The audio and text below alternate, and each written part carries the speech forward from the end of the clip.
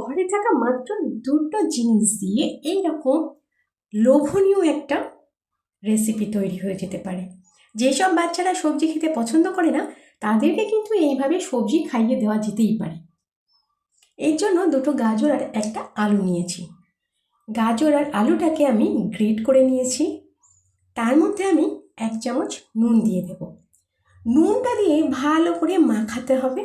তারপর 10 থেকে 15 মিনিটের জন্য ঢাকা দিয়ে রেখে দিতে হবে।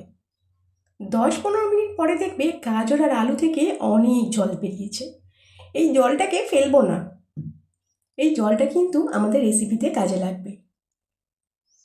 গাজর থেকে যতটা সম্ভব চিপে জলটা বার করে দিতে হবে এই সময়ে। তার মধ্যে আমি দিয়ে দেব একটা কুচনো পেঁয়াজ আর অল্প একটু লঙ্কা বাটা। এটা মনে হলে কেউ লঙ্কা কুচিও দিতে পারেন। তারপর ভালো করে মেখে এটাকে সাইডে রেখে দেব।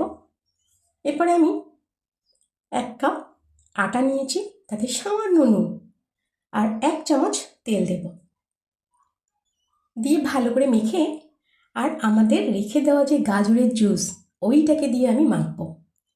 ওটা দিয়ে ততক্ষণ মাখবো যতক্ষণ না আমার জল প্রয়োজন হচ্ছে। যখন জল প্রয়োজন হবে তখন সামান্য করে দিয়ে মাখবো। এর ডোটা কিন্তু বেশ টাইট হবে, একদম নরম তুলতুলে হবে না। আমি আরও 1 চামচ তেল দিয়ে আরও ঠেসে ঠেসে মেখে নিয়েছি। তারপর এর থেকে আমি দুটো লেচি কেটে নেব। দুটো লেচি দিয়ে আমি এখানে দুটো রুটি বেলবো।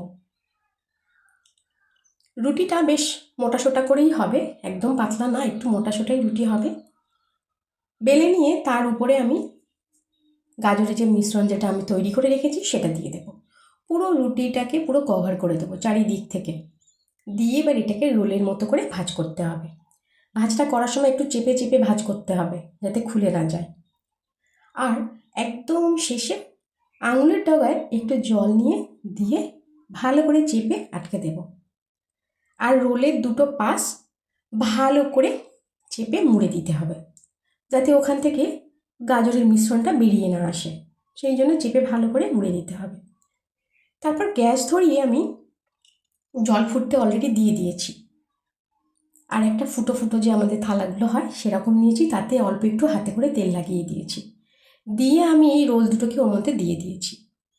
দিয়ে এটাকে স্টিম করতে দেব, ঢাকা দিয়ে দেব। দেখুন গাজর দেওয়ার ফলে কালারটা কত সুন্দর এসেছে, পুরো গোল্ডেন গোল্ডেন কালার লাগছে। 10 থেকে 15 মিনিট সময় লাগবে এটা হতে। এবার নামিয়ে হালকা ঠান্ডা করে নেব। নিয়ে আমি এই রোলের দুটো পাশ কেটে দেব। কেটে দিয়ে আমি এর থেকে ছোট ছোট করে পিস বার করব। এক একটা পিস কতটা সুন্দর, কতটা লোভনীয় দেখতে, একদম হেলদি। যারা তেল খুব কম খায় তাদের জন্য খুব হেলদি, কারণ মোটে 2 চামচ তেল লেগেছে এখানে। এবার আমি এটাকেই আর একটা প্রসেসে নিয়ে যাব। 1 চামচ ময়দা, সামান্য নুন দিয়েছি আর অল্প করে জল দিয়ে একটা থিক ব্যাটার তৈরি করে নেব। এই ব্যাটারে আমি কয়েকটা পিস নেব, নিয়ে সেগুলোকে কোটিং করে ফ্রাই প্যানে সামান্য তেল দিয়েছি আর তার মধ্যে এটাকে ফ্রাই করব। ডিপ ফ্রাই হবে না, অল্প তেলেই এটাকে আমি ফ্রাই করছি, কিন্তু ক্রিপসি হবে খুব সুন্দর।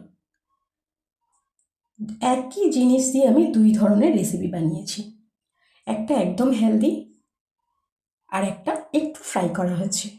দুটোর জন্যই এখানে রেখেছি আমি চিলি গার্লিক যে চাটনি হয় সেটা। রেসিপি ভালো লাগলে অবশ্যই লাইক কমেন্ট করবেন আর আপনার মূল্যবান মতামতটা অবশ্যই জানাবেন। আপনার মতামত আমার জন্য অনেক মূল্যবান।